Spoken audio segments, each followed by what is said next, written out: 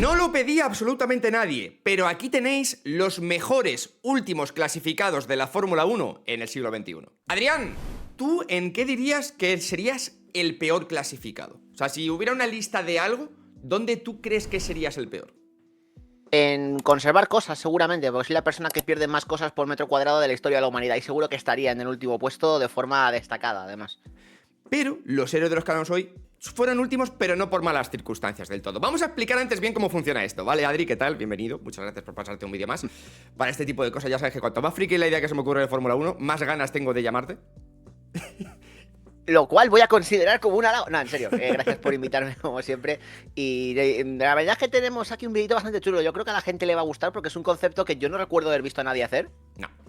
Puede ser que a lo mejor sí se la robaría ni la idea. Pero creo que está bien porque es un análisis muy curioso y además con un... que va a sorprender mucho a la gente lo que vamos a ver hoy.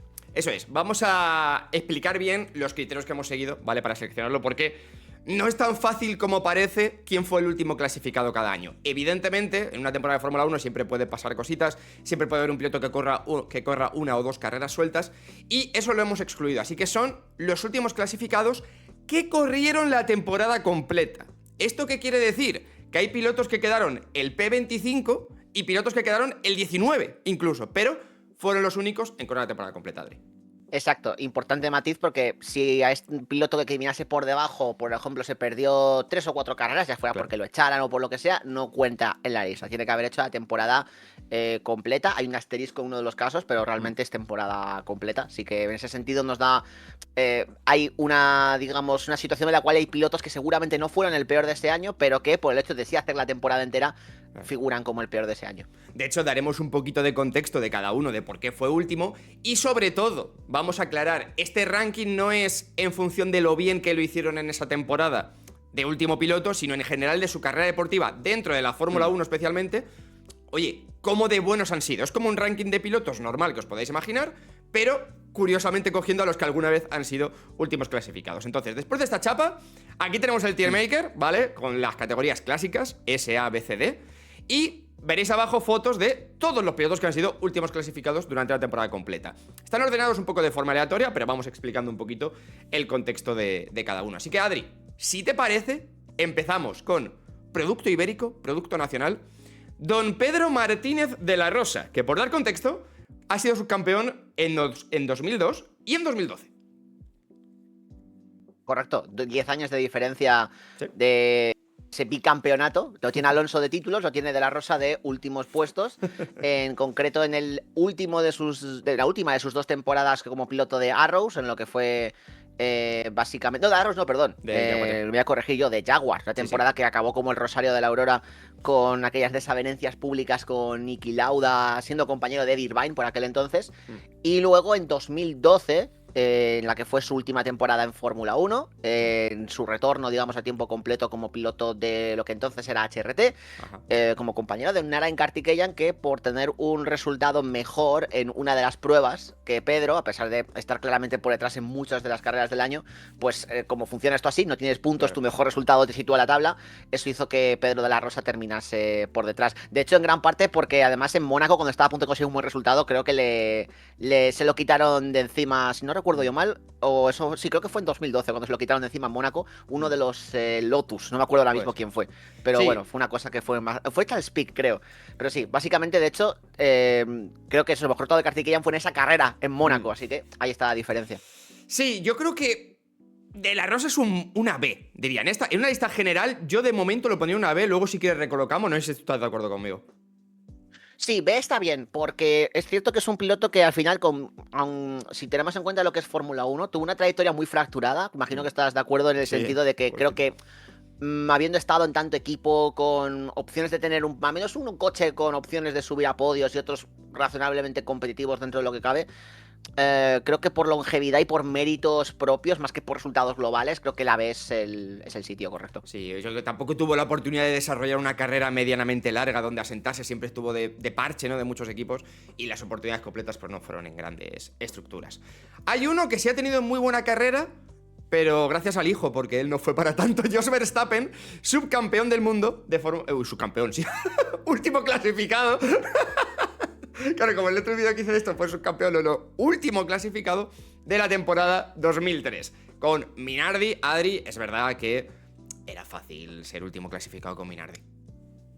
Sí, además estaba ya, digamos, Verstappen en la parte final de su trayectoria en Fórmula 1, su última temporada, de hecho, en Fórmula 1, después de una carrera que empezó con muchísima promesa y que se diluyó muy rápido, no por falta de talento seguramente, sino porque no se combinaron momento y oportunidades y demás, y evidentemente ya en la última etapa con Minardi pues no tenías mucho que hacer. Evidentemente, aquí se da uno de los casos que se van a dar varias veces en esta lista, de que es el único equipo del peor piloto, Claro. el único piloto del peor equipo, mejor dicho, que hizo la temporada completa, porque tuvo de compañeros aquel año tanto a Mark Webber a principios de año, que es cierto que Webber sí que... no, perdón, a Justin Wilson, estoy confundiendo. Justin Wilson, y luego al final terminó la temporada el danés Nicolás Chiesa. Pero ahí eso influye. Evidentemente Wilson habría tenido peores resultados de hacer la temporada completa, pero le fichó un equipo mejor y terminó por delante. De ahí que Verstappen sea último en esta lista de 2003. Ahí está. Yo le pondría una C a Jos Verstappen. No, me parece que De La Rosa era más piloto. También tengo muy pocos recuerdos de Jos Verstappen. Me gusta siempre hacer estas cosas del siglo XXI por acordarme de los pilotos, pero claro, aquí hablamos de pilotos que justo acababan su carrera cuando yo empezaba a ver esto. Pero yo lo pondría en la C, no sé si tú estás de acuerdo conmigo. Sí, porque al fin y al cabo la trayectoria en Fórmula 1 de Verstappen, ya te digo, es una cosa que cayó muy rápido, muchas veces por circunstancias ajenas y por mala gestión. Pensemos que es un piloto que de las 7 carreras que puntúa en Fórmula 1, 3 de ellas son en su primer año con el Benetton, campeón del mundo. Entonces, digamos que eso también, ahí creo que no es la medida más justa con su carrera deportiva, pero si analizamos su carrera en Fórmula 1, porque luego Verstappen ha hecho más cosas, pero tampoco ha sido una cosa ultra destacada de ganar títulos fuera y nada de eso, creo que la C es el sitio correcto, sí. Y un poquito por la misma tónica y tendencia que Jos Verstappen, tenemos a Gianmaria Bruni, último clasificado del 2004, que es un poco igual, un caso de piloto que completó toda la temporada y otros no. Y entonces, esta es su situación, si no me equivoco. Sí, en este caso, aquí sí que se da que... Bueno, fue el último de todos, pero fue 25. Los dos pilotos de Minardi, porque su compañero era el húngaro Zsolt Baumgartner, sí, que sacó un puntito en Indianápolis. Yo creo que todavía ni él sabe cómo, porque esa carrera sí que fue legítima, no como la del año siguiente. sí. Bruni solo hizo esa temporada en Fórmula 1, realmente entera. Bueno, eso lo hizo esa temporada, de hecho. Él venía de haber sido piloto en las inferiores, con algo de pedigrí, pero tampoco mucho. Le tocó un equipo muy malo en un momento muy malo, evidentemente, no sacó mucho partido. Y es un piloto que realmente ha sido bastante más conocido por sus labores posteriores. Sigue en activo, de hecho, Gianmaria Bruni, bueno, en resistencia como piloto de Ferrari en GTs, donde ha sido muy exitoso en Endurance. En Fórmula 1, evidentemente, su paso fue anecdótico, como quien dice. Mucha gente que ni se acuerda de Bruni o de que estuvo en Fórmula 1. ¿Dónde le colocas, Adri? Yo aquí no te sabría decir. ¿Una C como Verstappen? Sí. ¿Una D? No, yo creo que si medimos lo que es Fórmula 1 como tal, teniendo en cuenta las circunstancias, Bruni es el ejemplo perfecto de D. Sí. Sí, porque al final es lo que tú dices. O sea, no vamos a tener en cuenta el éxito fuera de la Fórmula 1 porque sería injusto, ¿no? Tenerlo con algunos y otros no. Pero es verdad que si hablamos de temporada de Fórmula 1, pues hombre, quedar el 25. Incluso... Sí, o sea, si hablamos de méritos competitivos, habría un argumento incluso para ponerle al lado de La Rosa. Relativamente, porque es cierto que Fórmula 1 mucho menos, pero es un piloto, como digo, que en campeonatos internacionales ha prodigado muchísimo, claramente más que Verstappen, por poner un ejemplo, ¿no? Pero sí, o sea, si hablamos en eso concretamente, ya te digo, Bruni sería el ejemplo correcto, el ejemplo exacto de poner en el último tier. Pues lo dejamos último. Ahora esta es complicada, ¿vale? Porque tenemos a Gabriel Bortoleto, que alguien puede arquear la ceja, pero claro, los dos últimos clasificados este año son Jack Doohan, que no corrió la temporada completa, y Franco Colapinto, que quedó por delante, pero tampoco corrió la temporada completa. El siguiente ha sido Bortoleto. Lo que pasa es que es curioso, porque si no me equivoco, hablo de memoria, es 19º con 19 puntos, que es el piloto que más puntos ha sacado como último clasificado de toda la lista. Evidentemente estamos en un sistema de puntuación muy diferente. Y también es difícil analizarlo porque es su única temporada en Fórmula 1. Entonces, Adri, para mí es una A, pero claro, entiendo que este es un caso complicado de analizar. Sí, porque al fin y al cabo de momento solo tenemos una temporada de referencia, es un novato. Evidentemente, mientras su compañero rascó muchos puntos en carrera, pues él tuvo un tramo muy bueno en verano. Y el resto del tiempo sí que le costó producir. Ha sido quizás más efectivo en quali que en carrera. En una temporada en la que si Alpine hubiese tenido un piloto fijo en el segundo coche, seguramente habría sido el peor piloto. lo que ha pasado tanto con Colapinto como con Duhan, pues Bortoleto al final ha sido un poco víctima de la igualdad tan relativa en la parte final de la parrilla, en la que no había un claro peor equipo muchas veces, ni tan siquiera Alpine en manos de Gasly, y eso es lo que ha hecho que ha habido mucho reparto de puntos más que otros años, es decir, incluso aplicando el sistema de puntos actual a años anteriores, difícilmente vas a encontrar un último piloto que te haga 19 puntos, ¿no? Como tiene Bortoleto. Entonces, si hablamos de talento, posiblemente estaría bastante más arriba, pero si me permites la discrepancia, Sí, yo sí, realmente, sí. por situación actual, yo realmente le pondría el AC a Bortoleto. No sé Sí, cómo lo ves. pero porque tenemos poco de lo que rascar o por... A ver, también Sí, o sea, está... por el hecho de que creo que todavía hay mucho potencial que rascar, pero que evidentemente todavía no tenemos contexto completo de su carrera deportiva para ponerle más arriba. Si Bortoleto dura 10 años en Ya. la Fórmula 1 y está con equipos sólidos y hace cosas sólidas, yo creo que se le podría evidentemente poner una A. Pero creo que hay pilotos que seguramente en esta lista encajan más en el perfil de la A. Yo creo que hay argumentos, incluso durante la temporada hubo argumentos para meterle en el debate de mejor rookie del año incluso, pero es verdad que ha tenido luego más... Los accidentes de Brasil, por ejemplo, ha tenido como momentos de poner en duda. Yo, si te parece que no nos ponemos de acuerdo, O incluso una B. B.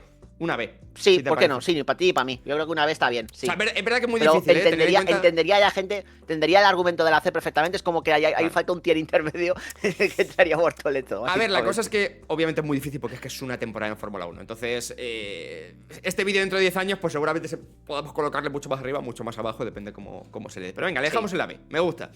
Uno que me parece otro ejemplo de D de manual, y aquí creo que hay pocas dudas entre los dos, Logan Sargent, 2023, P21. No sé si tú tienes alguna duda, pero para mí es una D clarísima. Sí, o sea, realmente por desgracia la trayectoria de Sargent en Fórmula 1, tanto para él como para, digamos, para la promesa que traía, pues fue un soberano desastre. Habría sido último también en 2024 de haber terminado la temporada, porque difícilmente habría mejorado los resultados de Bottas, que esencialmente habría sido puntuar. Entonces, sí, un piloto que no se adaptó a lo que pedía la Fórmula 1, en un equipo con mucho problema de por sí para tener resultados competitivos en ese momento. Incluso cuando el coche corría un poco más de por sí también les costó un poco. Llegó Colapinto y sacó puntos con ese coche. Entonces, sí, claramente Sargent sería un ejemplo de D. Sí, quedó muy retratado, yo creo, con lo de Colapinto quedó muy retratado. El pobre Sargent quedó... Sí, fue duro. Era duro defender la trayectoria de Sargent, ¿no? Después de ver cómo llega Colapinto y le dio un plus al coche y se empezó a acercar a Albon, que hasta ese momento Williams es que corría con un solo coche, incluso a veces de manera literal, como en Australia. ¿Te acuerdas? Sí. Correcto, sí. Y al final hay muchas cosas de estas que influyen. Hay que decir como asterisco, me parece importante que en 23 él termina por delante en la general de Nick Debris, que Debris hace media temporada. Claro. Evidentemente hace media temporada, no computa para esto. Habría que haber visto si Debris hubiese podido mejorar, ¿no? El mejor resultado de Sargent. Sí. Entonces eso quizás le habría salvado en 23, pero se podría aplicar lo mismo al revés para 24, donde seguramente habría sido Sargent último. Así que en ese sentido lo mismo da. Claro, recordamos otra vez que son los que completaron la temporada completa. No, exacto. No, si no nos hemos tenido en cuenta. Otro piloto, para mí relativamente una historia parecida, ¿no? Aunque quizás este no prometía tanto en las categorías inferiores como Sargent, que recordemos que le compitió en la Fórmula 3 a Piastri hasta la última carrera. Sergei Sirotkin. Ese año 2018 con un Williams, es verdad que era un mal Williams, pero claro, pasar sin pena ni gloria en la Fórmula 1 y con un compañero tan flojito como Stroll encima, ¿no? Que tampoco es que te enfrentaras a tal. Para mí es otra D. Sí, podemos hablar de la alineación de Williams 2018 como una de las... más flojas de la o sea, estaría en el tío de peores alineaciones de la Fórmula 1 moderna, realmente, por diferentes circunstancias. Siento que Sirotkin fue un piloto bastante competente en GP2 dentro de lo que cabe.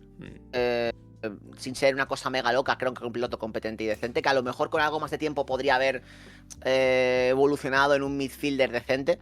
No se dio esa circunstancia en su trayectoria, solo puntuó una vez en aquel 2018 en Italia, donde terminó 10º, en un año en el que apenas hubo cambios de hecho no hubo cambios de pilotos en 2018, los 20 que empezaron terminaron, pues ahí no hay mucho, limpiamente último de aquella temporada. No es un piloto que tampoco se haya prodigado mucho después, en parte porque ya antes incluso de todo el tema evidentemente de la guerra y tal, lo poquito que hizo tampoco fue muy allá. Entonces, bueno, creo que es una carrera deportiva que tanto fuera como dentro de la Fórmula 1, una post Juniors, evidentemente cae en el de fácilmente, sí. Sí, la verdad que no. El típico piloto que tampoco echar de menos, ¿no? Es como, bueno, pues estuvo, ¿no? Y ya está. Sí, creo que no, o sea, creo que no se puso demasiado en ridículo, No, eso es francamente. verdad, Creo eso es que verdad, estoy de acuerdo. no llegó a esa categoría, pero era relativamente irrelevante. Entonces, Sí. eso al final, tía, es que no es peliagudo. De hecho, el criterio que hemos usado de correr una temporada completa evita que pongamos en esta lista auténticos ridículos que hemos vivido en el siglo XXI de pilotos. O sea, se libran por esto. Uno Sí. que su menor problema, creo que en estos momentos cuando estamos grabando, es que le metamos en este top, es Adrián Sutil. Último clasificado en el año 2008, P20. Recordemos que Sutil está... Bueno, no sé si sigue, pero tenía un jaleillo judicial el hombre, que a ver si sale del para adelante. O no, si ha hecho algo malo, porque lo pague con la cárcel, no es mi problema. Pero bueno, 2008, último clasificado. A mí Sutil, yo a este por lo menos le pondría una C. Creo que es un piloto que, sin haber tenido destellos como para contárselo a mis nietos, me parece que aparte de que ha tenido más temporadas, ¿no? Y más carreras sueltas y tal en Fórmula 1 que los que estamos hablando abajo. Yo creo que más o menos lo que tú decías, digno, ¿no? O sea, es un piloto digno durante varias temporadas en varios equipos. No sé cómo lo ves. Sí, y es un piloto que realmente por el background que tenía tampoco era una garantía completa que fuera a irle decentemente en Fórmula 1, porque él salta directamente desde Fórmula 3, habiendo hecho tanto la europea como la japonesa. Entonces fue un riesgo bastante bestia cuando Spiker le sube en 2007, relativo desconocido por aquel entonces en el mundillo. Y lo cierto es que mal no lo hizo. Especialmente le ayudó mucho también que, evidentemente, cuando Force India pegó el salto repentino de peor equipo a zona media en 2009, a mediados de 2009, pues eso también le ayudó a subir con los resultados, ¿no? La comparación con Hülkenberg, evidentemente, siempre le hace mucho daño a nivel histórico comparativo, pero aquí entra en esta lista por su segunda temporada en Fórmula 1, que fue 2008.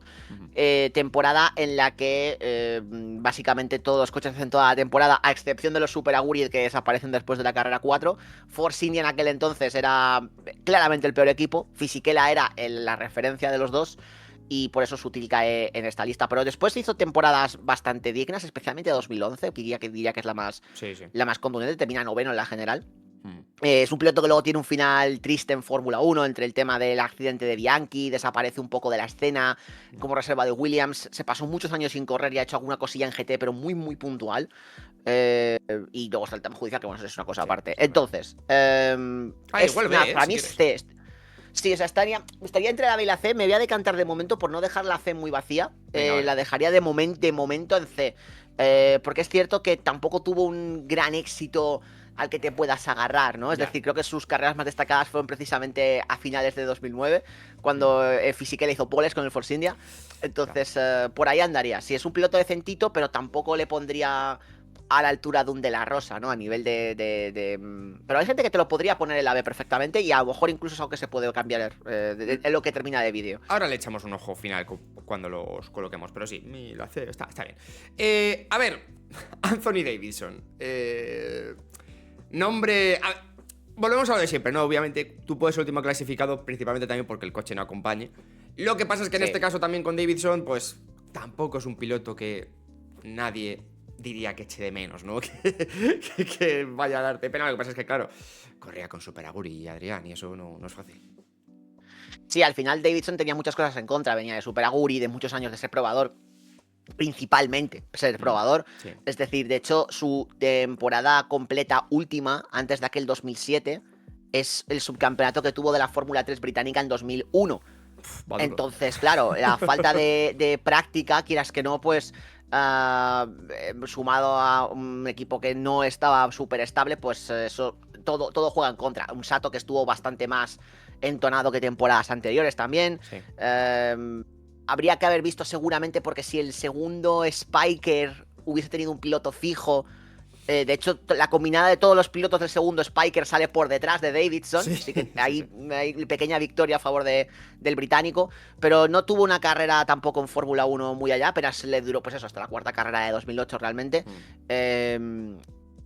Y yo creo que es un piloto que realmente cumple el perfil de D, al menos en Fórmula 1. Es cierto que luego él se prodigó mucho, encontró salida en la Resistencia, donde fue piloto de Toyota muchos años. No llegó a ganar Le Mans, pero sí llegó a ser campeón del mundo de Resistencia en 2014. Entonces, bueno, por ahí al menos sacó una trayectoria deportiva mínimamente digna, pero aquí en Fórmula 1 creo que es una D, claro. Sí, estoy de acuerdo. Este yo creo que tiene poco debate.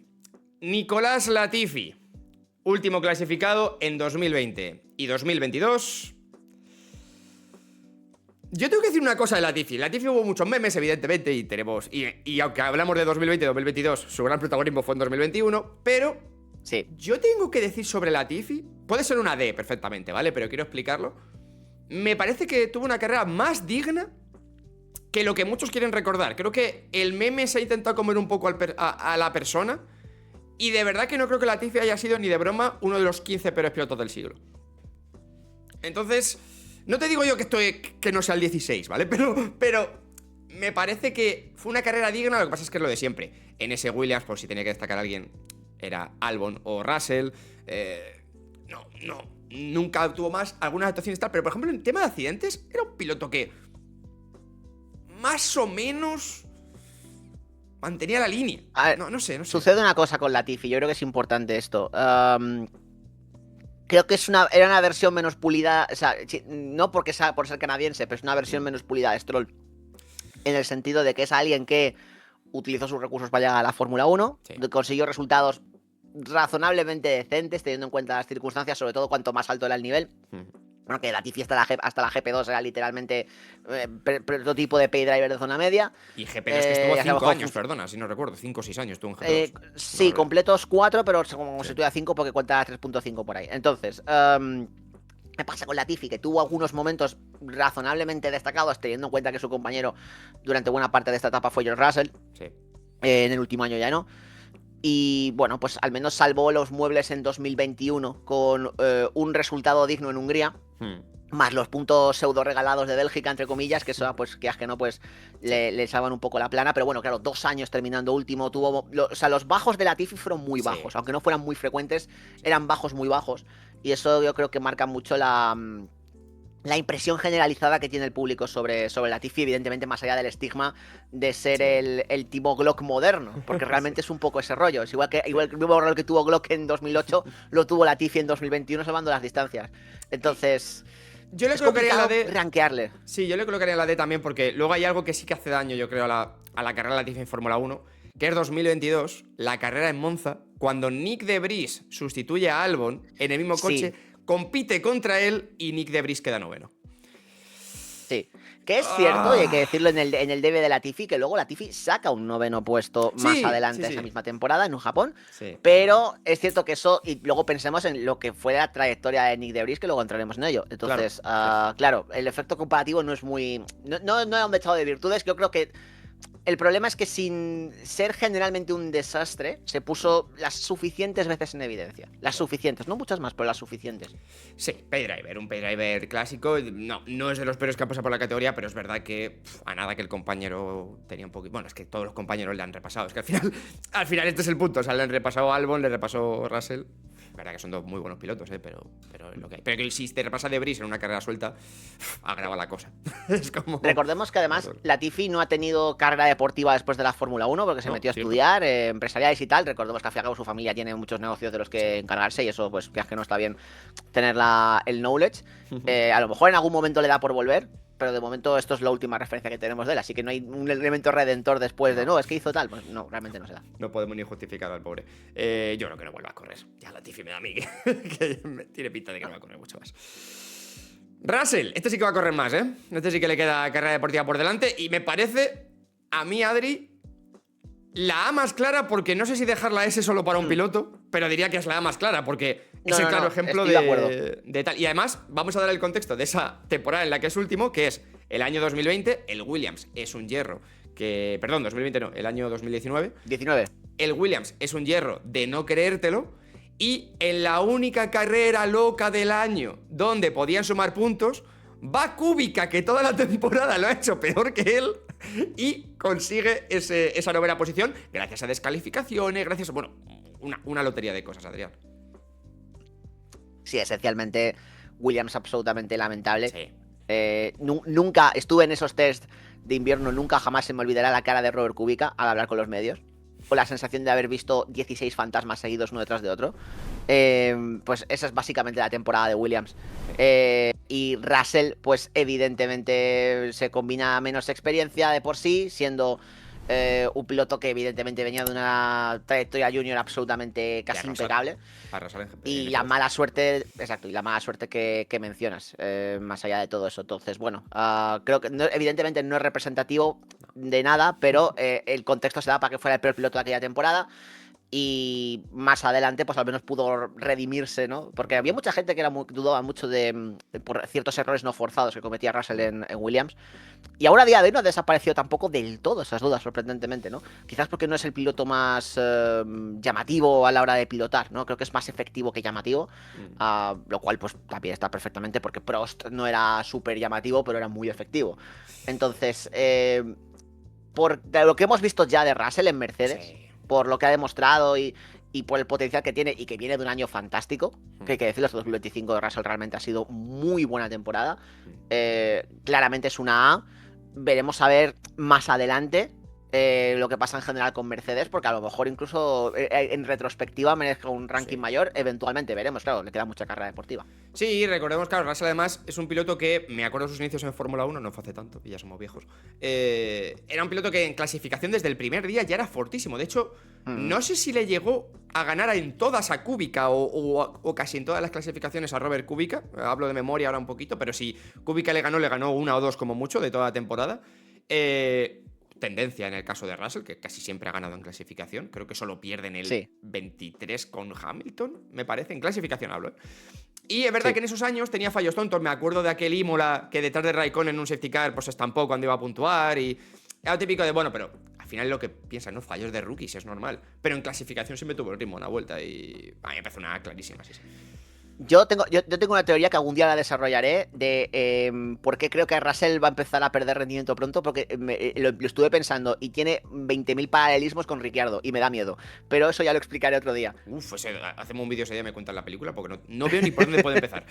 La verdad, me acabas de dejar muy, muy loco. Yo sí confío en Russell mucho para que sea un piloto de leyenda en la categoría. Uno que no pudo ser una leyenda es el mexicano Esteban Gutiérrez, que tuvo una carrera trambólica en la Fórmula 1, no tuvo un... No fue... No le fue bien. 2014, inicio de la híbrida, P20 para Esteban Gutiérrez, último clasificado con un Sauber, que es verdad, que era muy malo. Pero Adri... Es que no, me da que es otra D, porque te diría una C, pero realmente piensas en la carrera de Esteban Gutiérrez y volvemos a lo de siempre, ¿no?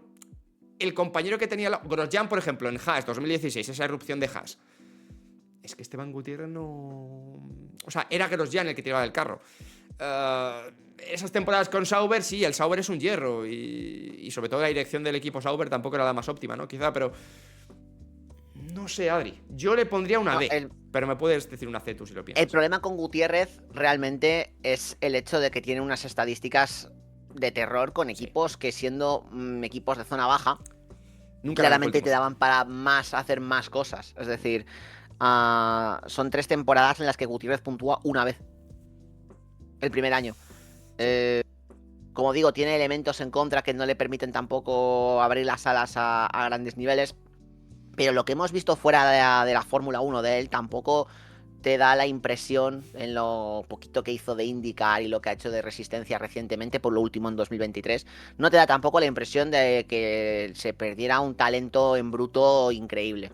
Gutiérrez tiene un par de temporadas decentes en las juniors, que es lo que le acaba llevando a la Fórmula 1, pero claro, tú lo comparas con los desempeños de otro talento mexicano de la época que sí supo aprovechar sus oportunidades, que era Sergio Pérez, y evidentemente Gutiérrez pues queda muy por detrás en esa lista. Es un piloto que yo creo que seguramente 16 ese Haas daba para algo más que lo que hizo Gutiérrez con ese coche. De hecho, Grosjean suma 29 puntos. Y el 0.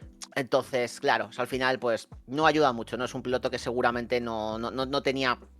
No sé si tenía por ahí que tuviera el nivel, pero creo que nunca tuvo supo combinar los elementos para hacer una carrera deportiva. Así que yo creo que la D sería también un sitio correcto. Yo creo que luego fue inteligente y hizo lo que a mí me gusta llamar, Adrián, el efecto Margené. El decir, mira, igual en Fórmula 1 de piloto titular no tengo mucha carrera, pero si me apalanco aquí bien en Mercedes de simulador y lleva, a lo tonto, lleva, ¿qué? 7, 8 años por lo menos ya en Mercedes de simulador y de piloto un poco de darle vueltas a los VIPs, ¿sabes? El piloto de, súbete a este coche con...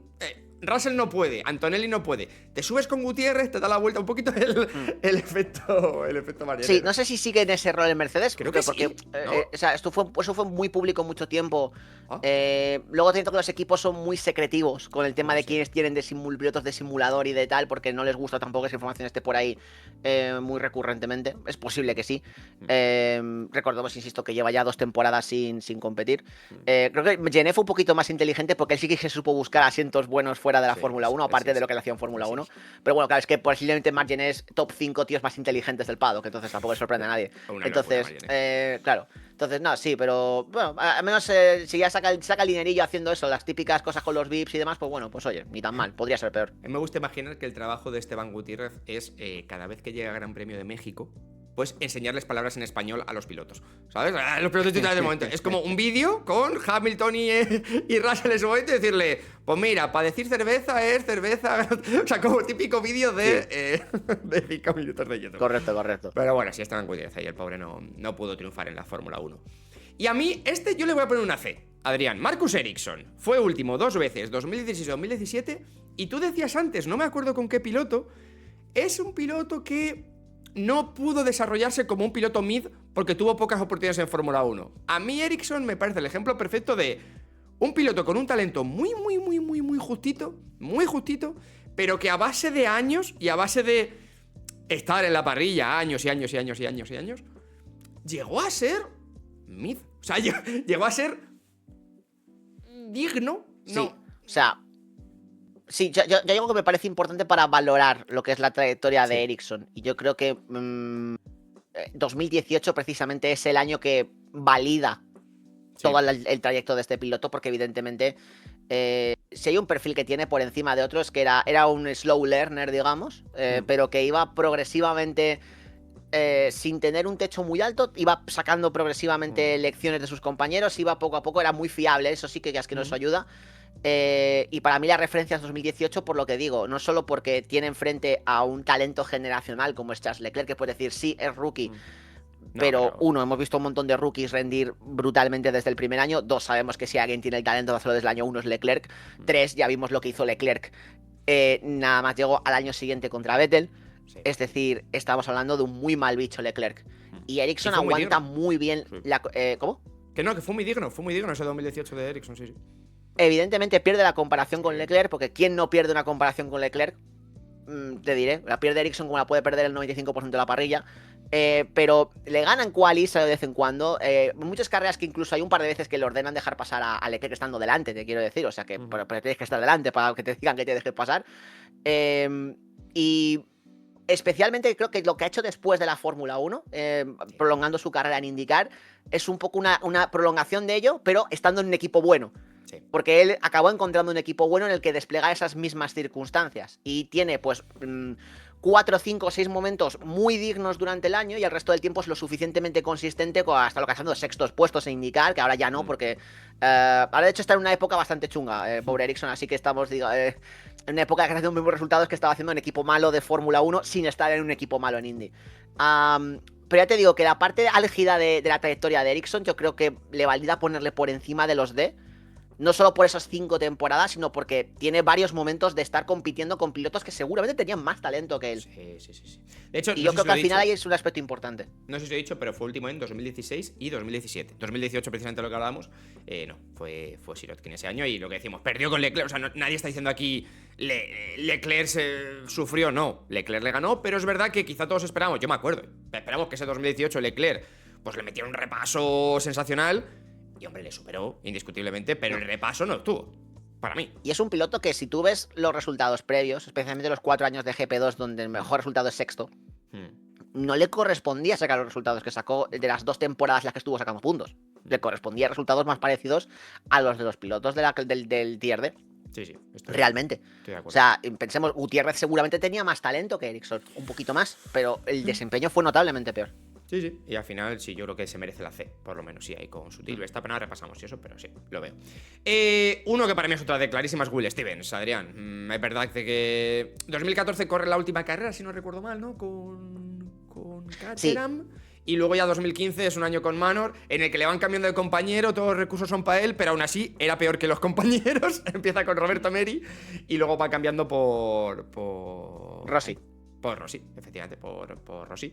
Entonces, no sé si tenemos dudas, pero para mí es una de bastante grave. 2015. Sí, o sea, a ver, el problema por el pobre Steven realmente es el hecho de que pilota un coche indigno en 2015, que es lo que también se encuentra Roberto Meri, que termina por delante de él en la general, pese a perderse 6 carreras. 5, perdón, más la que no hacen en Australia. Aquí es el caso del asterisco, porque es cierto que Stevens no compite en todas las pruebas, porque como digo, en Australia no se presentó Manor. Sí, bueno, claro. Pero bueno, solo se pierde una y en la siguiente en Malasia ya está. De hecho, llegaron a estar inscritos los Manor en esa cita de Australia. Entonces, básicamente es eso. No, pilotó un Fórmula 1 en nombre y en apariencia, realmente. No tuvo un desempeño muy sólido, por no decir casi realmente bastante malo. Sí. En cuanto a rendimiento, y no tuvo más oportunidades por razones obvias de intentar probarlo con un coche mejor. Lo cierto es que es un piloto que luego ha encontrado, es otro de esos pilotos que ha encontrado su sitio en la resistencia eventualmente. Recordemos que este último año ha sido piloto de Cadillac en los prototipos, en resistencia, o sea que ha ido poquito a poco, pero ha ido encontrando un sitio bastante sólido donde progresar su carrera deportiva. Mejor que otros muchos que seguramente eran mejores. Pero sí, en Fórmula 1 es una D, pero clarísima. Sí, yo creo que es difícilmente debatible. Es verdad que el pobre tuvo más un F2 que un F1 en aquel momento, un GP2 de la época, pero es lo que le tocó. Y recordemos una cosa, él a día de hoy sigue siendo piloto, lo que hablábamos de Gutiérrez, él sigue siendo piloto de McLaren para estas labores de probar simuladores, llevar a invitados, y demás, o sea que sí, desde 2018 lleva ejerciendo ese rol, y bueno, pues también tiene la oportunidad de vez en cuando de darse unos voltios, o sea que ni tan mal, ser piloto de marca de Cadillac que está ahí con los McLaren, oye, quien lo quisiera, ¿sabes? Ya lo quisiera yo, sí, señor. Yo, mira, creo que aquí tenemos otra vez, si me permites, pero Timo Glock es un piloto que yo creo que tenía buen nivel, o sea, fue último en el año. Repasamos 2010 y 2011, pero claro, ¿con qué hierro fue último, Adrián? es que vaya piedra. Entonces, si tenemos en cuenta su parte anterior de trayectoria, incluso la famosa temporada 2008 no es una mala temporada. Lo que pasa es que, bueno, pues tuvo mala suerte en Brasil. Pero para mí es una... No le veo un piloto peor que De La Rosa y lo poco que hemos visto de Bortoleto. No sé si tú estás de acuerdo conmigo. De hecho, se podría argumentar que Glock tiene mejores actuaciones que Di Grassi en 2010. Sí. Con algo más de frecuencia, pero termina por detrás. Y el hecho de que el HRT, el segundo Hispania, mejor dicho, por aquel entonces, no tuvo un piloto fijo, es lo que hace que termina por delante de ellos, pero termina como último full time. Y luego en 2011 se da una situación parecida, creo que ya no es un año tan brillante para Timo en ese sentido, porque ahí termina detrás de Jerome D'Ambrosio. Pasa lo mismo en el segundo Hispania HRT, que no hace la temporada entera y por eso terminan por detrás, pero no hay un piloto entero haciendo ese año. Más allá del otro piloto del Hispania, que en este caso, al ser... no recuerdo si era Liuzzi en el otro coche, sí que termina por delante, tengo que comprobarlo. Pero sí, o sea, si hablamos... sí, Liuzzi. Entonces, ¿qué pasa con Glock? Glock es un piloto que tiene 3 años antes, 2 años en Toyota, más el año en Jordan, que fue medio. Y Glock, yo creo que cuando tuvo un buen coche demostró que era un piloto que de haber tenido un poquito más de tiempo en esa zona intermedia, posiblemente le podría haber sacado más partido. Es cierto que en 2009, de hecho, empieza con un coche para estar peleando cosas. La gente no recuerda que hizo podio en Malasia, lideró en Bahrein. Sí. O sea, el Toyota corría mucho. Le afecta mucho también el accidente que tiene en Suzuka, que aquel que se lesiona inmediatamente después de ser segundo en Singapur, no olvidemos. Entonces, piloto que seguramente podría haber dado para más, pero que los 2 años que tiene en un coche competitivo demuestran que era un piloto que podía haber pertenecido perfectamente a la zona media sin mucho problema. Y luego ha continuado su carrera en el DTM en Alemania, principalmente. A día de hoy sigue por ahí. Sin haber sido campeón, ha sacado algunas que otras victorias y resultados decentes. Entonces, es un perfil de piloto que seguramente podría haber tenido más continuidad y que por rendimiento yo creo que es una B clara, sí. Sí, yo creo que sí. Yo creo que es un piloto mejor que la media, que lo que hemos dicho, sin duda, y que perfectamente puesta en ese tier de pilotos como De La Rosa o Bortoleto. Estoy de acuerdo. Kazuki Nakajima, Adrián, caso complicado. Piloto que, si no me equivoco, corre 2008, 2009 y 2010, siempre con Williams, y que, bueno, pues las comparaciones no le salieron bien. Fue último clasificado en el año 2009, P20. Para mí es D, pero no sé si me lo puede vender como C. Te podría hacer el argumento de la C. Por 2008, más que por Vale. 2009, porque el 2008 de Nakajima y el debut en 2007, no lo olvidemos, en Brasil, Es verdad, cierto. que fue muy... estuvo bastante bien, realmente. No fue como el de Kobayashi, pero estuvo bien. Yo creo que validan esa situación. 2009, que tienes muy malo. No es defendible realmente, es decir, le aplasta Rosberg, pero de una forma misericordia. Tiene una temporada brutal Rosberg, quizás, si no la mejor en Fórmula 1 de Rosberg, una de las una mejores, barbaridad, con es aquel una Williams. O sea, gente no sé si lo recuerda, pero 2009 iba volando Rosberg sin hacer podios. Sí. Entonces, ahí se da también la circunstancia de que hay muchos pilotos que hacen medias temporadas, que por eso terminan a Kajima último, entre que Piquet lo echan, los Toro y demás. Pero sí, o sea, yo creo que el 2008 de Nakajima, que es una temporada bastante digna dentro de lo que cabe, aun quedando algo por detrás de Rosberg, no muy por detrás. De hecho, sin el podio de Rosberg en Singapur, habría que haber visto como la comparación. Y luego la trayectoria, o sea, sé que no estamos valorando eso, pero Sí. a mí me sirve para referenciar lo que luego Nakajima pues, ha tenido como piloto oficial de Toyota un desempeño muy sólido. Lo tuvo en Super Fórmula en Japón, en la resistencia en Europa, que por ejemplo, si pensamos en Kobayashi en Japón, no le ha ido tan bien como le fue a Nakajima, siendo pues, quizás a lo mejor incluso mejor piloto. Sí, claro. Hasta semi-retirado desde hace unos años Nakajima, porque tiene como un rol oficial en Toyota, pero de vez en cuando hace cosillas sueltas en Japón, en categorías así como pro amateur. Pero es un piloto que yo creo que lo poquito que se le vio en un coche mínimamente decente, en uno de los 2 años, fue suficientemente digno para una C. Venga, te lo compro, sí. Es eso, es un piloto. Además, es que tuvo una trayectoria larga. O sea, lo tonto de Nakajima parece como un. No, al final fueron una trayectoria más o menos larga. Tiene que ser uno de los japoneses con más carreras en la historia de la competición. Que sí, que no me equivoco, creo que el que más tiene es Tsunoda, después de estas 5 temporadas últimas. Me parece que es bastante probable. Habría que ver si alguien tipo Ukio Katayama en los 90 a lo mejor tiene más carreras. Creo que era Tsunoda por Tsunoda. por el tema de que son 20 y pico carreras por año. Entonces, al final, me parece que se lo llevó por eso. Pero bueno, quiero decir que es uno de esos japoneses, diría, de los buenos que hemos tenido en Fórmula 1, ¿no? No ha sido de los ejemplos más desastrosos, aunque si me preguntas a mí, mi favorito, esto un día lo hacemos un vídeo aparte si quieres, Adrián, pero mi japonés favorito creo que ha sido Kobayashi. Si habéis notado un corte extraño, no es casualidad, es que nos hemos dado cuenta que nos faltaban fotos.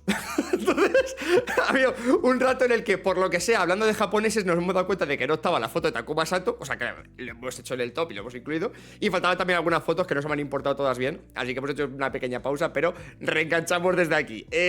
Hablábamos el último del bueno de Kazuki Nakajima, Adrián, y yo te decía, a mí me gustaba más Kobayashi, no encontraba a Takuma Sato, así que si te parece, vamos con él, que le tenemos por aquí. Y a mí esto me ha sorprendido muchísimo. Takuma Sato fue último, no solo en 2006, que decías, bueno, el Super Aguri y tal, en fin, no había por dónde cogerlo, sino también en 2005, con un coche que no era para ser el último, desde luego, pero claro, que se rompía con mirarlo. Sí, que es una temporada que además empieza con muchos problemas. Aquel Baronda, recordemos la descalificación en San Marino, que luego les castigan 2 carreras. Qué tiempos aquellos cuando las penalizaciones eran realmente sólidas y no una multita y 10 posiciones en parrilla. O como aquella de Ferrari. Entonces, ¿qué pasa con Sato? Que al final se lo come toda la situación de aquel 2005 con Bar. Él viene de un 2004 que ya de por sí está claramente detrás de Baton. Baton hace una temporada de ser el mejor del resto fuera de la inalcanzable Ferrari, y Sato pues no está a ese nivel. Fue un poco decepcionante, pero se le medio justificó porque venía a hacer un año de probador y saca un podio, entonces bueno, más o menos. Y 2005 realmente sí que está muy por detrás de Baton de forma decisiva. Hace una temporada que yo creo que no es justo para ese coche realmente, ni para el talento de Sato, porque realmente es un piloto que seguramente... a ver, nunca se quitó el perfil de kamikaze japonés. Y ese San Benito no ha desaparecido nunca de su etiqueta, ni tan siquiera en IndyCar, donde recordemos que ha ganado 2 veces la Indy 500. Pero nunca ha tenido una temporada de grandísimos resultados totales. No. En parte porque ha sido siempre muy poco fiable o muy poco consistente, ¿no? Entonces, eso contribuye para ese 2005. Pues luego el 2006 es lo que decíamos, único piloto que hace la temporada completa con Super Aguri. Previamente a que en 2007 Super Aguri levante un poquitín la cabeza en aquella primer inicio de temporada que puntúa 2 veces Sato. La gente se acuerda de aquella carrera en Canadá donde Sato adelanta a Alonso para terminar sexto. Eso sucedió. Entonces, para mí sería una C. Pero sí, o sea, C es argumentable incluso podría argumentar una B, podría comprar una B, pero creo que la C es razonablemente sólida porque es una temporada muy mala. Y otra temporada en la que al fin y al cabo es un poco víctima del coche. Y los momentos sólidos de Sato, en comparación con sus compañeros, tampoco son grandes momentos, ¿no? Quitando 2007, pero claro, es que el compañero en 2007, si no recuerdo mal, era Davidson. Entonces, para el caso. Claro, yo le voy a poner porque al final creo que el mejor Sato de la Fórmula 1, repetimos, aquí no estamos teniendo en cuenta que sea 2 veces ganador de Indy 500, porque si no le contaríamos más arriba. El mejor Sato viene con el peor coche. O sea, no, cuando ya se solidifica como piloto y tal, le toca el Super Aguri. Entonces, lo que decimos, en esos momentos de pequeña brillantez que tuvo el Super Aguri en 2007, pues bueno, ahí está la paliza o la superioridad frente a Davidson, ¿no? Entonces, yo le pondría una C. Que sí, que es un piloto de momentos también un poco. O sea, si es un piloto que si hubiese sido campeón de Indy o hubiese estado, como digo, con consistencia más arriba, quizás la percepción sería incluso un poco distinta. Que hoy ha hecho una carrera bastante sólida en Estados Unidos dentro de lo que cabe. Sigue en activo a día de hoy para las 500 millas. Sí. Que no está anunciado, pero seguramente será en 2026 ya con casi 50 palos que tiene Sato, que cumple 50 dentro de 2 años. Y bueno, ahí está el hombre haciendo sus cosillas. Así que sí, yo creo que una C es argumentablemente lo sólido. Sí, es mejor.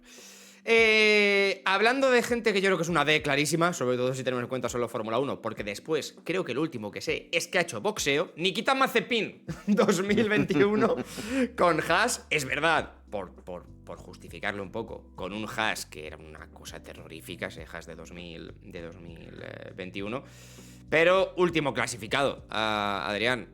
Perdimos a Mazepin por otras razones que no eran esta última posición, pero oye, desastre. Yo no le daría muchas vueltas. Es una temporada mala. Y en 22, a la que desaparece el dinero, el equipo no hace ningún tipo de esfuerzo por retenerle y les faltó tiempo para enseñarle la puerta. O sea, imagínate la impresión que tenían de Mazepin, que ni tan siquiera intentaron, bueno, venga, va, a ver si apañamos algo. No. Con la temporada a la puerta de la esquina. Sí. Llamaron a la vuelta de la esquina, mejor dicho. Fue como, mira, ¿sabes qué? Creo que a lo mejor no nos interesa tenerte en el coche. Y a ver, es un piloto que realmente... O sea, si hubiese mostrado algo de la agresividad medio controlada que tenía en Fórmula 2 en su segundo año, a lo mejor seguramente habría podido sacarle más partido en general. Al de 2021, cosas, ¿no? Porque el de 2022 es verdad que no había por dónde sacarle. Perdón, el de. Claro, o sea, sí, o sea, realmente pues sí, es un coche malo, eso no creo que no hay duda que nadie le quepa, es un coche que no suma puntos. Pero de por sí es un piloto que empieza a cometer muchos errores, que no tiene confianza. Evidentemente, un coche malo en Fórmula 1, que es que no de primeras te quita la confianza. Nunca tuvimos la ocasión de ver si con un coche para intentar adelantar a otro coche, quizás a lo mejor habríamos visto algo de lo que se le vio con Hightech en Fórmula 2. Sí. Pero sí es un paso catastrófico por la Fórmula 1, entonces es una D de manual, sí. O sea, este sí que es uno de los peores pilotos del siglo. Quiero decir, sí que estaría, porque aquí he estado viendo muchos últimos clasificados que pasaron sin pena ni gloria. Yo creo que Nikita Mazepin tiene argumentos para ser uno de los peores pilotos del siglo. O sea, si me preguntas a mí, de los full time, que es lo que estamos analizando en este vídeo, para mí es el peor. O sea, y realmente no es tanto, o sea, sí por su paso, pero como digo, al final influye mucho el hecho, como digo, de que su equipo no hizo ningún tipo de ademán por es que fue increíble. Intentar retenerle. Claro, es que eso es un punto en el que, sí, o sea, el contexto era complicado de por sí. Ha hecho cosillas después en la Asian Le Mans Series, que ya ves tú, que bueno, alguna carrera ha ganado por ahí, entonces bueno, creo que sí. Hay gente que ha hecho por estos pasos peores cosas, pero bueno, es muy poco representativo, entonces sí, o sea, realmente es un piloto que no tiene, o sea, es uno de los que te hace pensar, a lo mejor una E.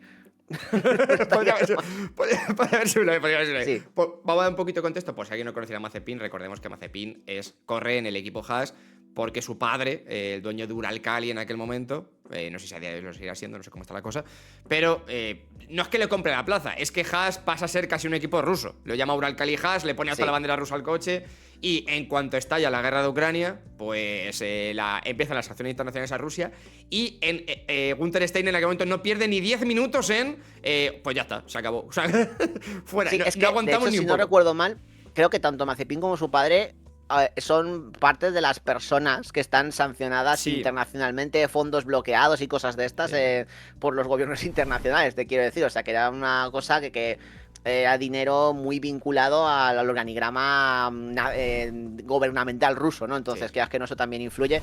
Y ya la imagen de primeras no era muy buena. Entonces, no es que como que de repente, uy, qué decepción. No, era más o menos lo esperable en el peor caso, ¿no? Que es lo que se dio.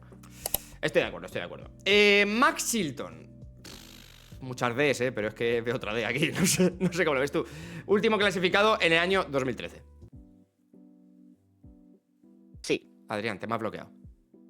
Sí, no, perdona, porque se me ha activado con el casco, sí. Vale. No, Max Chilton, digo. Max Chilton 2013, último clasificado. Una D, te diría yo, sin mucha dilación. O tú me lo ves como C.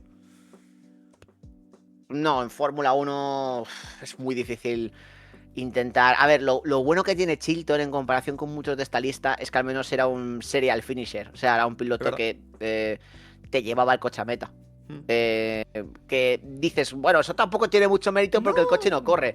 Sí, pero llevar un coche lento es muy complicado. Creas que no, el coche lento y te va a llevar muy complicado, muy lento que vayas.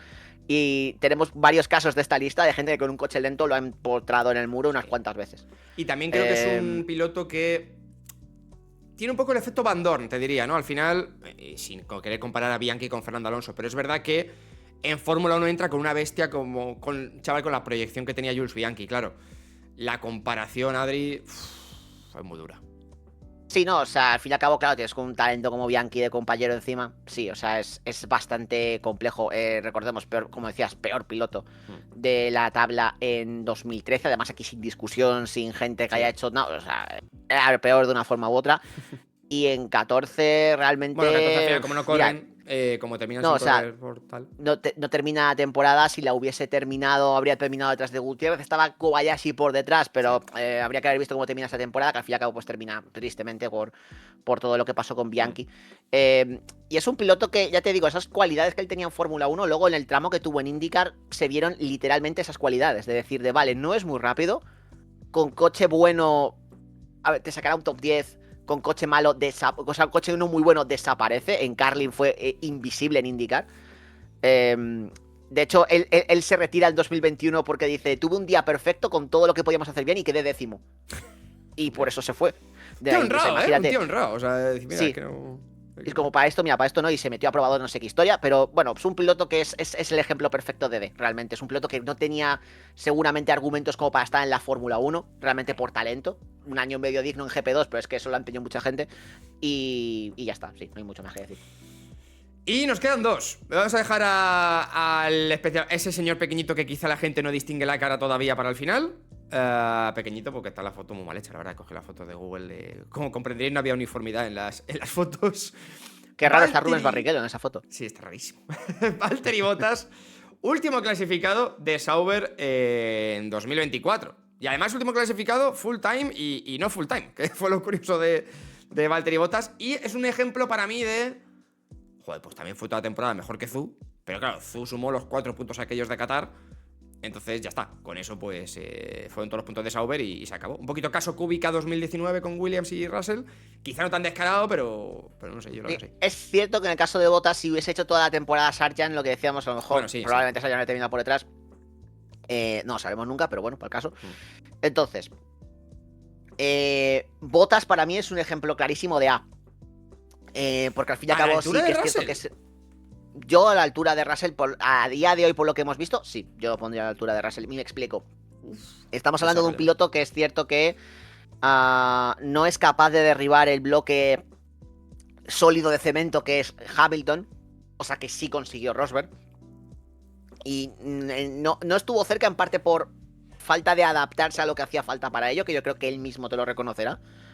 Y en parte también por la jerarquía que existía en Mercedes, ¿no? Entonces es un poco mezcla de cosas. Pero es un piloto del que no se puede olvidar que después de un primer año que se come el Williams espantoso, en el segundo año está brillante cuando ese Williams corre. Con Bottas y Massa que es un piloto que le da sopas con ondas a un Felipe Massa, que sin estar en su prime tenía mucha más experiencia y conocimiento de cómo llevar un coche rápido en condiciones, que llega a Mercedes por méritos, y que tiene momentos muy concretos, sobre todo a principios de 2019, donde se vio algo de lo que la gente pensaba de lo que podría ser el Bottas campeón del mundo, que algo que se especulaba mucho allá por 2015, ¿no? Quizás el posible siguiente campeón del mundo finlandés, cosa que no terminó por suceder. Entonces, aun si excluyes el hecho de que estuvo en 5 años de una Mercedes que ganaba títulos, que quieras que no, pues... claro, al no estar consistentemente y al no llegar a pelear nunca un mundial de verdad, y que tampoco pues eso es te puede bajar un poco la... Tampoco es siempre subcampeón, solamente es subcampeón en el 19 de hecho, y en el 20. dos veces solamente, y de hecho el 2018 de Bottas es malísimo. Sí. Realmente. Yo, si me lo permites, te lo bajo a la B. Es que quiero decir, me parece, también es verdad que tenemos a Russell ensalada, ¿no? Un poco tal. Me cuesta mucho poner a Bottas a la altura de Russell, aunque solo sea por la comparación con Hamilton, que ya me parece que hace un daño. Pero yo Bottas es un piloto que no le quito. De hecho, creo que el mejor Bottas es el de los inicios, ¿no? El de Williams 2013, que se come a Maldonado, también un piloto con más experiencia y tal. Y luego en el 14, 15, 16, en esos años mini gloriosos de Williams, gracias al motor Mercedes y hasta que el resto los pillan, es verdad que nos acostumbramos a verle incluso con poles, si no recuerdo mal, y con muchos podios. Es inevitable. Sí, y no olvidemos una cosa. Termina muy mal la cosa con Sauber, pero en 22 el inicio es glorioso. Es muy bueno. Hay carreras donde está delante de los Mercedes, no lo olvidemos, que puntúa con mucha frecuencia y tal. Sí. Entonces, para mí yo creo que es el compendio global de carrera longeva en Fórmula 1, carrera con suficiente ratio de éxito, para que, por ejemplo, a mí ponerle en el mismo ranking que De La Rosa y Bortoleto y Glock, creo que para mí no es justo en la comparación exacta. Creo que ha estado un pelín más destacado. Y si pensamos en Russell, Russell no ha conseguido todavía más que Bottas. Hay mayor techo. Ganar a Hamilton 2 años, de 3. Sí, ya, pero ganar a Hamilton, bueno, o sea, ganar a Hamilton es... No, sí, tiene mucho mérito, no te digo que no. Yo creo que es el contexto de cuán más trascendido en la Fórmula 1, yo creo. Cómo tu carrera tiene un peso específico en la Fórmula 1. Y yo creo que ahí sí que no creo que Russell todavía haya superado a Bottas como para ponerle un tier. Pero ahí respeto tu decisión final, que es tu tier. A ver, un poco de los dos, no quiero yo tampoco. Es que a mí, al final, vamos a poner un ejemplo, ¿no? Al final son dos pilotos, uno sustituye a otro, ¿no? Digamos, directamente en Mercedes, Russell sustituye a Bottas, y de repente Hamilton casi que parece que le vino el cliff mágicamente. Entiendo que hay muchos contextos y no es fácil tal, pero ¿cuánto hay también de que Hamilton tuvo un compañero bastante más fácil hasta que llegó Russell, ¿no? Y cambiaron muchas cosas en 2022 para empezar el reglamento. Y evidentemente al final de 2021 yo creo que todos podemos estar de acuerdo en que a Hamilton no le dejó del todo bien. Aunque luego 2023 me parece un muy buen año de Hamilton, ¿eh? Pero a mí me parece que Russell, en menos carrera, porque claro, estamos comparando, y tú lo dices, es verdad, estamos comparando la trayectoria de un piloto de 7 años en Fórmula 1 como Russell, con uno de 12, que va a hacer ahora, bueno, ahora vuelve a ser su 13ª temporada. Claro, o sea, la cosa con Russell es que Russell es un potencial S. Aún no está ahí, pero es potencial S. Pero para mí, ya te digo, que si tenemos en cuenta que los pilotos que están en MLB son De La Rosa, Bortoleto y Glock, que entre los tres suman 3 podios o 4 podios, para mí poner a Bottas ahí se me haría sería desequilibrar la balanza, yo creo, francamente. Mira, vamos a hacer una cosa. Esta se la vamos a dejar en los comentarios. Yo voy a poner una A-. A menos. O sea, porque para mí me parece... Porque estoy de acuerdo contigo en parte de... se me hace muy violento poner a la misma altura que Russell, pero también es verdad que Timo Glock y tal me parecen pilotos que claramente han sido. Entonces, yo voy a dejar en A-, pero... Voy a explicar para la gente de comentarios, esta categoría no existe, ustedes deciden si es A o es B, ¿vale? Esta solo existe para el vídeo. Voten en los comentarios, ¿tengo razón yo? Claro. Evidentemente que la tengo, o la tiene. Es que ya digo, a mí me cuesta mucho, o sea, estoy de acuerdo, que Bottas en Fórmula 1, sobre todo el caso de Bortoleto, bueno, lo sabemos, solo una temporada, ¿no? Y es complicado, yo creo que Bortoleto tiene potencial para ser bastante mejor que Bottas, pero hablamos de potencial, ¿no? Evidentemente. Pero la vamos a dejar ahí, en esa A- que nos acabamos de inventar, para que nosotros estemos de acuerdo, que al final es un tier que está bien, tener los dos puntos de vista, y ya ustedes lo colocan. Al que no hay dudas dónde colocarle y le hemos dejado para el final, es una sorpresa quizá para muchos. Quizá alguien diga, esto te has equivocado, Fons, mira, resulta pues el meme del perro con las gafas que hace así, no, mira, te has equivocado no me he equivocado. Fernando Alonso fue P23, último clasificado de los full time, en el año 2001, su año de debut con Minardi, ¿vale? Una temporada que yo no viví, la única temporada de Fernando de la que no tengo recuerdos, porque me pilló pues muy liado con 7 años. Sí, 7 añitos tenía yo. Alguna carrera habría suelta, no me acuerdo. Pero bueno, Fernando. Hombre. Difícilmente discutible, ¿no? Hay que ponerlo en contexto para que la gente lo entienda, porque claro, no solo el Minardi era el peor coche. Sí. Sino que pasa que el compañero de Alonso durante buena parte de esa temporada, que es el brasileño Tarso Marqués, terminó noveno 2 veces en Brasil y en Canadá, mientras que para Alonso el mejor resultado fue un P10 en Alemania, a pesar de batir, si no en todas, en casi todas las clasificaciones y de nuevamente estar por delante de Marqués en buena parte de la temporada. Pero ¿qué pasa? Ese Minardi realmente Era un coche terriblemente poco fiable. Hay un tramo de 6 carreras que abandona Alonso 5 veces por problemas mecánicos. Comete un par de errores de novato, por ejemplo, cuando plancha el coche en Bélgica, que luego intentan salir con el reserva y se rompe el reserva. Entonces, bueno, son una mezcla de muchas cosas que influyen en que Alonso terminara último. Luego, pues, no tuvo una carrera muy destacada, así que yo lo pondría en el D. Sí, yo también. Creo que falla mucho, ¿no? En la carrera, sí. Sí, la verdad no hizo gran cosa, vamos a el juego Chilton. No, pero al final es un caso muy peculiar porque difícilmente tienes a campeones que han tenido un primer año tan invisible, digamos, Sí. por un lado. O sea, no invisible porque realmente mostró mucho talento en lo que le dejó el coche. Eso es en parte también, recuerdas que ya estaba así un poco como situado, colocado por Benetton / Renault. Y luego ya, pues de ahí que todo ese gache le permita subir luego a Renault en el 2003 y ya lo sabemos lo que ha pasado después. Es un poco historia de la Fórmula 1. Entonces, Quizá... sí, que, evidentemente, desentona un poco porque, claro, es el único campeón de esta lista, el único que tiene los números que tiene, claro, entonces eso es otra historia. No, y yo voy a decir una cosa, creo que quizá el 2001 de Fernando no fue tampoco la mejor temporada de un rookie que nos podamos imaginar. Quiero decir, la explicación es que Briatore, para 2002, dice, pues suba Button. O sea, en principio, obviamente, Fernando va a Minardi porque no le querían subir directamente al... ¿Era ya Renault? Adri, 2001. No, 2001 era Benetton. No, todavía. aún era Benetton. Y 2002 ya era Renault, el primer año de Renault, si no me equivoco. Sí, o sea, pero ya era Benetton en nombre. Bueno, sí, ya era Renault. de nomenclatura hablamos, sí. Sí. Y fíjate que apuestan por Button en aquel momento. Porque quizá Fernando, no digo que lo hiciera mal, desde luego fue yo lo mejor piloto de Minardi ese año, porque lo que tú decías, teniendo en cuenta su contexto de rookie y de regularidad, y estuvo mejor. Pero quizá tampoco tiró la puerta abajo. Y quién sabe si podría haber quedado así, pero finalmente no, luego en 2003. Es que esto es algo que ha pasado con Alonso como 4 o 5 veces en su carrera, en diferentes puntos donde los resultados no acompañan el rendimiento. 4 o 5 veces yo diría que muchas más. No, pero me refiero, en comparación con el compañero, como 4 o 5 ocasiones donde dices, hostia, pues no me refleja el número lo que he visto en pista, ¿no? Y de esas 4 o 5, hay un par seguramente donde puedes atribuir un porcentaje indeterminado a... Pues evidentemente que es un tramo que no está tan fino, errores no forzados, y ya te digo, en 2001 evidentemente con un coche que era bastante lento, pues, y siendo un novato, pues tiene error aquí, error allá, salidas de pista, cosas de estas que bueno, pues al final pues influyen, ¿no? Márquez tenía ya 2 años de experiencia encima de Fórmula 1 previos, creo que también con Minardi, de hecho. Sí. Entonces eso también pues es lo que le contribuye a llegar al final en esas carreras donde Alonso no llega. Y marcan un poco la diferencia. Pero sí, o sea, es bastante anecdótico a efectos prácticos. Creo que es un último puesto que, como digo, nadie en su sano juicio diría, no, es que Márquez tuvo una mejor temporada que Alonso. No, tuvo 2 días de llegar a meta por el coche, que es importante. Son pequeños matices. Pues Adri, nos queda así el top. Vamos a repasarlo. En el D tenemos a Jean-Maria Bruni, Logan Sargent, Sirotkin, Davidson, Latifi, Gutiérrez, Chilton, Will Stevens y Nikita Mazepin. Yo de aquí no muevo a nadie, Adrián. Sí, perfecto. En la C tenemos a Jos Verstappen, Adrián Sutil, Marcus Ericsson, Kazuki Nakajima y Takuma Sato. Sí, razonable, sí. En el B, Pedro de la Rosa, Gabriel Bortoleto y Timo Glock. En el A menos, que no existe, tienen que decir los comentarios la posición. Valtteri Bottas.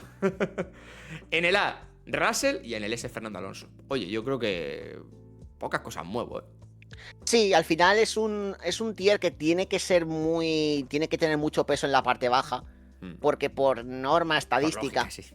Lo normal en la mayoría de casos es que los pilotos que terminan en estos últimos puestos haciendo temporada completa son pilotos que están en equipos malos, son pilotos que muchas veces no tienen más oportunidad de tener, muchos no han tenido segunda oportunidad, Claro. Los que la han tenido han sido con coches de nivel similar muchas veces, o porque directamente eran pilotos que no daban el nivel. Entonces lo normal es que haya más pilotos de pozo, digamos, en esa zona baja.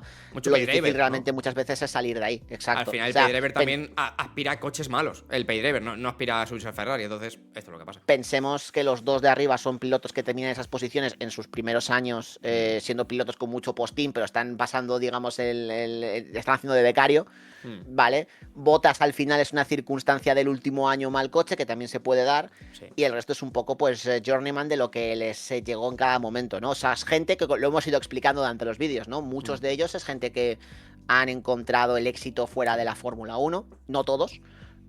Algunos ni tan siquiera han vuelto a correr, pero algunos han encontrado les han probado fuera y les ha ido bien.